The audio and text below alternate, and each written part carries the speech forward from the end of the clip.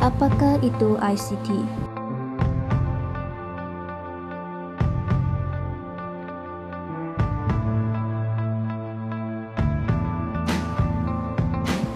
Secara ringkas, ICT adalah penggunaan komputer, peranti komunikasi dan perisian aplikasi untuk memproses, menyimpan, mencapai semula, melindungi dan menghantar maklumat di mana-mana tempat dan pada bila-bila masa. Penggunaan teknologi maklumat ialah satu proses pengaliran, penyebaran, pemprosesan dan penyimpanan maklumat yang tidak terhad kepada internet dan komputer sahaja. Teknologi maklumat melibatkan televisyen, telefon mudah alih, fax, telegram, PDA dan sistem satelit dalam penyebaran maklumat.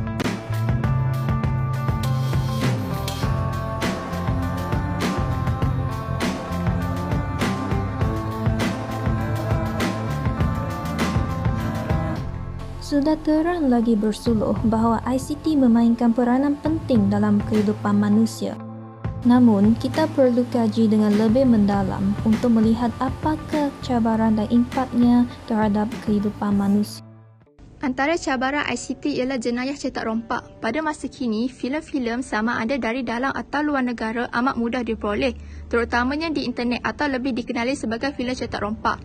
Filem cetak rompak akan menjadi pilihan kerana penggemar filem tidak perlu untuk mengeluarkan duit hanya untuk menonton filem tersebut. Sebaliknya, hanya perlu memuat turun di laman internet.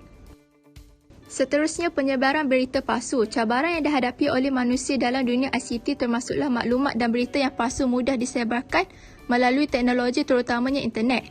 Hal ini dikatakan demikian kerana internet membolehkan pengguna ICT menyebarkan maklumat secara bebas tanpa kawalan penguatkuasaan undang-undang. Sebagai contoh, pengguna internet sekarang sentiasa menyebarkan berita palsu berkaitan dengan vaksin COVID-19 di media sosial.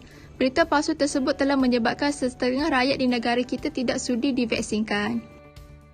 Antara impak positif ICT dalam kehidupan seharian ialah memudahkan pencarian maklumat. Ini dapat dicapai melalui penggunaan enjin carian internet untuk mencari maklumat-maklumat yang relevan dengan keperluan kita. Justeru, proses pembelajaran akan menjadi lebih efektif kerana ini menggalakkan pembelajaran kendiri.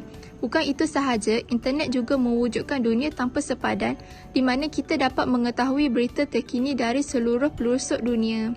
Seterusnya, ICT turut memudahkan proses komunikasi. Melalui ICT, komunikasi menjadi lebih pantas tidak kira jauh ataupun dekat.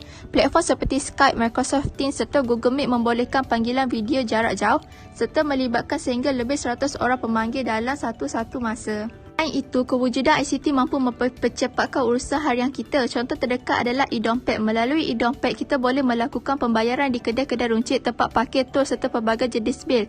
Bukan itu saja, permohonan di pejabat juga boleh dilakukan secara dalam talian. Contohnya, permohonan beasiswa, pinjaman dan bantuan. Kini kita tidak perlu hadir ke pejabat dan melalui proses permohonan yang rumit dan memakan masa. Semua dapat diselesaikan secara mudah dalam atas talian. Impak negatif ICT terhadap kehidupan manusia termasuklah pengguna susah untuk mengenal pasti kesahihan sesuatu maklumat atau berita yang dibaca.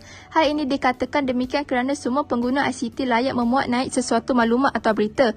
Namun begitu, maklumat yang tepat dan benar kesahihannya adalah penting bagi menjamin tidak berlaku penyelewengan dan kepalsuan fakta.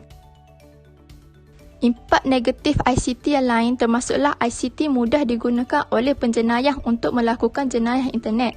Walaupun ICT mempunyai aplikasi seperti memudahkan urusan perbankan, ICT juga mudah disalahgunakan bagi tujuan yang terpesong dari matlamat asal ICT. Sebagai contoh, penjenayah internet boleh menggoda akaun bank dan kad kredit orang lain dengan menggunakan cara yang haram. Perbuatan ini adalah sama seperti mencuri dan akan menyebabkan kerugian pemegang akaun bank tersebut. Selain itu, buli cyber juga sentiasa berlaku. Buli cyber berlaku apabila satu pihak menyebarkan fitnah dan gosip untuk tujuan memburukkan, memalukan atau menjatuhkan pihak lain. Buli cyber boleh berlaku di laman web, internet, SMS dan juga media lain. Sebagai contoh, pengguna internet melakukan buli cyber dengan memberi komen yang negatif kepada orang yang tidak dikenali untuk mengurangkan dorongan orang lain.